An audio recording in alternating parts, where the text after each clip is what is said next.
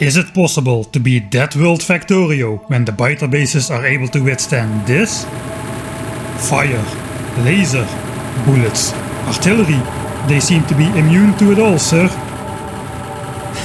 That's impressive, but it's nothing a 2000-ton tank can't handle. Private, let's run them over. Yes, sir.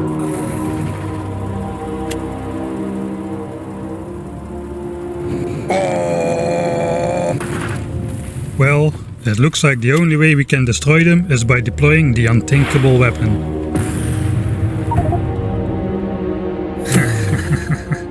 Nothing can withstand the power of... Wait, what? They are literally indestructible? How can we ever beat the game like that?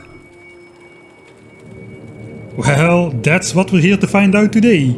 As usual, we are not choosing any other settings to partially negate the challenge, so we are going to play on the Pure DeathWorld settings. Most importantly, biter expansion will be on, allowing the biters to form even more indestructible bases as the game progresses, which will further limit our options. The most obvious consequences of playing with indestructible biter bases are that it will be much harder to get resources from outside the base, and that biter attacks will be brutal and constant, as we cannot clear out their nearby nests which are absorbing our pollution. And to not negate that part of the challenge, we've also opted to play on an unforested desert map, where the bare terrain will guarantee that virtually no pollution will be absorbed by trees and terrain, leaving only the nearby biter bases to vacuum in the thick pollution clouds and turn it all into attacking biters. So, let's begin. There is one advantage to playing a desert map though, which is there are usually plenty of mineable rocks nearby. These rocks give you stone and coal for free, which accelerates the early burner phase of the game. However, it won't help us that much, because we will need a completely different approach to the early game, because we have literally no way to remove any biter nest from the map for the entire game. You see, in a normal game, your freedom of movement increases with time. As the game progresses, you start taking out biter bases to claim more and more land and resources for yourself. However, in this game, the maximum freedom of movement we're going to get is right now, at the very beginning of the game. It's all going to go downhill from here.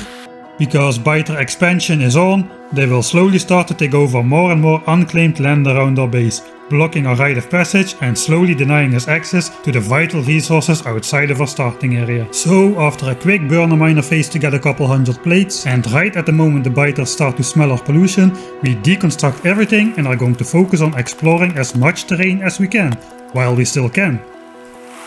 We want to find the location of any resource patch that is still usable and not yet blocked forever by biter bases. With that goal in mind, I decide that as I explore I will set up terrain scanning radars all over the map to reveal even more land. Well, as often said in hindsight, it seemed like a great idea at the time, but it will turn out to be a severe mistake. More on that later. Anyway, because I fully deconstructed my burner base, the biters won't find anything to attack, so after a while they should just break up and return to the bases. I decide to film that, but suddenly these biters get triggered by something else. I quickly realize it's me. Apparently I've been standing too close to their base and suddenly 20 biters are chasing me, with only a pistol and a very much not bite-proof cotton t-shirt. I was pretty sure this would be the end of me, but miraculously I survive. It is almost as if this were one of those kung fu movies, where our hero easily 1v20s a group of bad guys which all conveniently attack one at a time. Anyway, once we are back at the biter base, we see that the biter attack group indeed has broken up. So let's talk about the goals of this exploration phase, and why radars seem to help but really don't.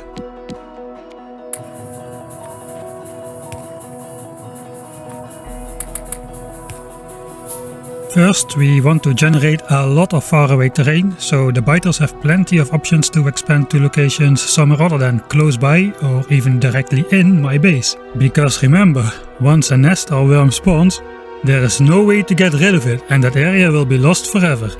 And second, we want to find the location of any resource patch that is still usable and which is not yet blocked forever by biter bases. What is this? Where are all the biter bases? Is this even DeathWorld?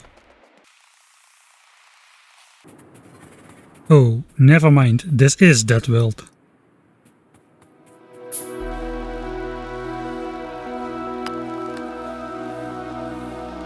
We soon find a space for our second raider, costing us another 200 coal. Then we explore up north and find our first ore patch, relatively speaking, free of nearby biter bases, as well as an oil field. As we are already pretty far from the starting area, it won't be our first choice though, unless of course we have no other choice. Soon we are ready to set up the third raider. Because this raider is very close to the biter bases, they will probably notice the little pollution from the boiler and send some small attacks. So we opt to research gun turrets to defend against those.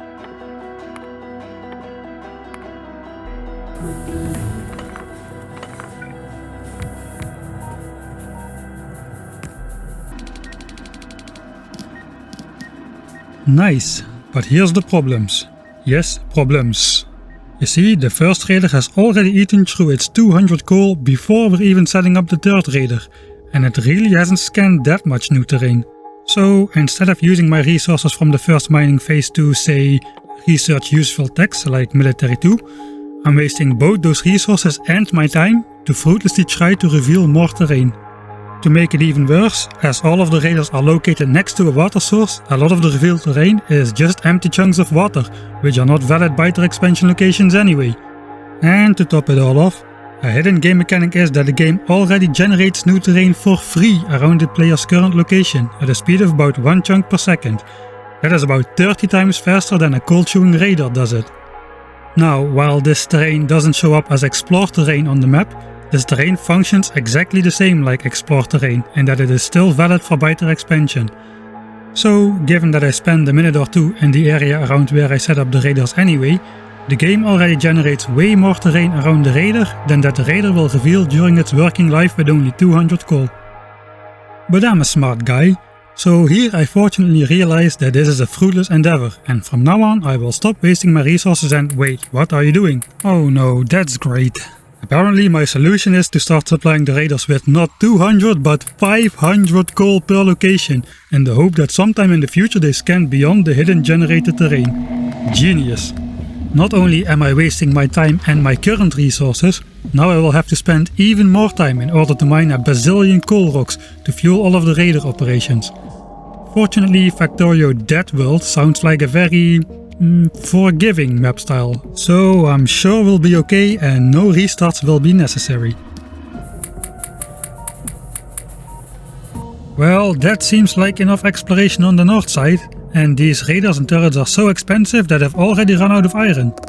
So we are forced to do a quick restock once more, and while it's clear to me now, while editing, that the raider strategy is a big waste, unfortunately the game was played by past me, and so we continue on this course. Almost immediately, biters are gathering for the attack again, and this time we are too slow in deconstructing the miners.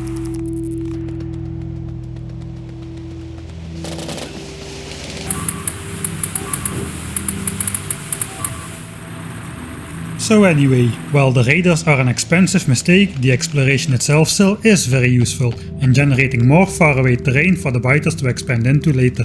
But let's focus now on the other goal of our exploration, which is to locate resource patches free of biter bases, which we can possibly claim later in the game if the biters don't make expansions there. And while we're out there, we're going to let the biters know which resources we want to claim by throwing a bunch of pipes on the ground. You may be wondering how that's going to help, but you see, biters they like to settle in free, open land, preferably some distance away from their neighbors, and more importantly for us, they also dislike settling near player structures like pipes.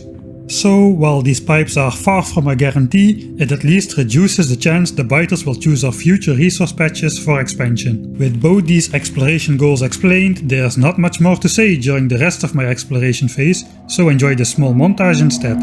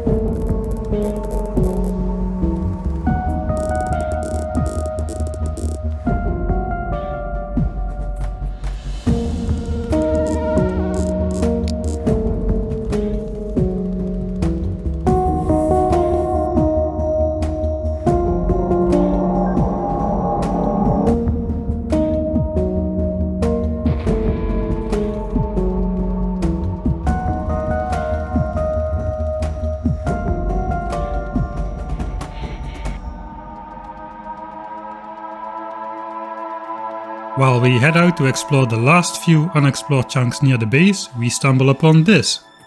A small group of biters out in the middle of nowhere. That looks like a biter expansion group to me, how to make a new nest.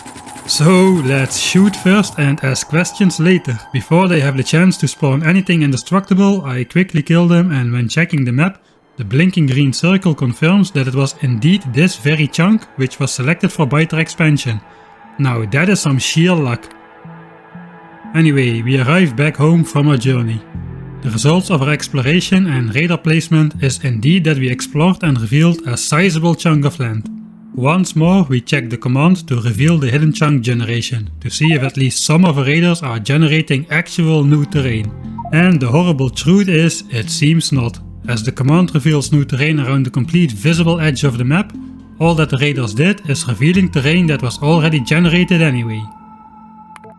Anyway, over time the biters will settle it all, but because there now is so much land to settle, the chance of them blocking resources early in the game is greatly reduced. Of course, it is a game of chance, so we will still need some luck. But perhaps it's all too late. We've spent so much time and resources during the exploration, we are 2 hours in, and apart from the explored terrain, we have really achieved nothing, which cannot be done in the first 10 minutes of a normal game. Well, we achieved one thing. Pushing the evolution factor steadily towards medium biters, which show up at 20% evolution. Those guys are practically immune to unupgraded yellow ammo, and we have no techs, no base and no resources to build any infrastructure. We don't even have access to grenades, nor the resources to research military too. So we have to do yet another burner miner phase in the dark, because we even haven't got any lights yet. Then the biters decide to blow up one of my radars. Well, perhaps functioning as a decoy is the best use we'll get out of them.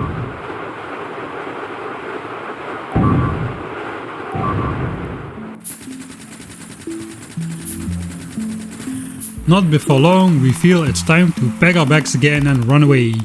But we decide to save some time and leave deconstructing the defunct burner miners to the biters. We can still carry everything except some of the coal.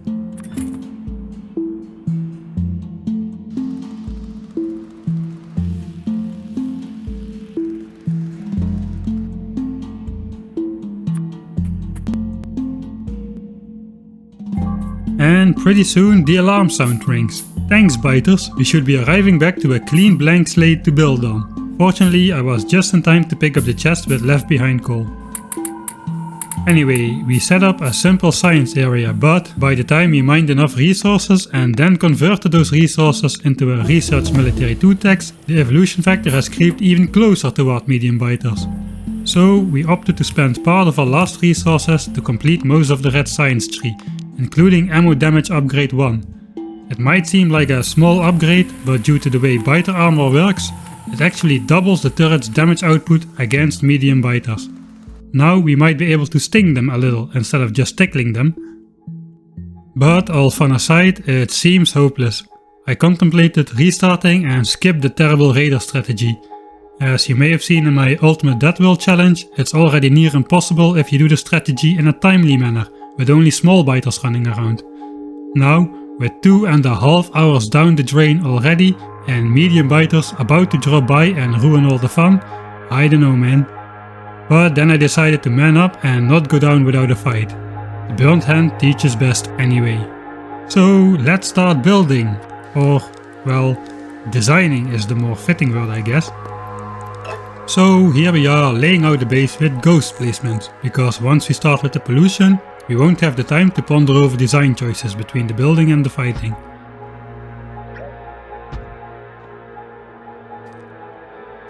And we actually spot yet another biter expansion group, though this time only while editing. So I guess we'll find a surprise biter base somewhere later on. During this phase it's going to be quite hectic, and there's not much to say that isn't obvious from the footage anyway. So dim the lights, turn up the volume and immerse yourself in the Factorio experience. I'll use some text overs to point out the few things worth pointing out. Let's see how it goes.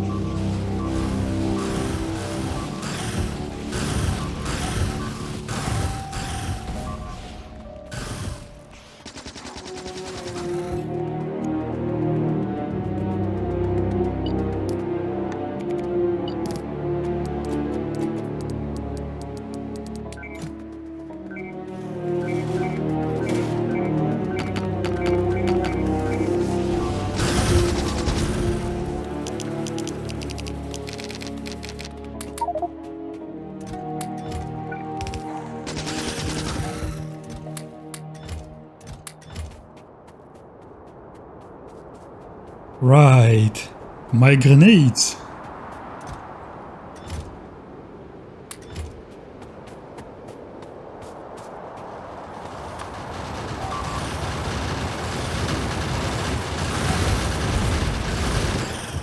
Well, that was pretty tense.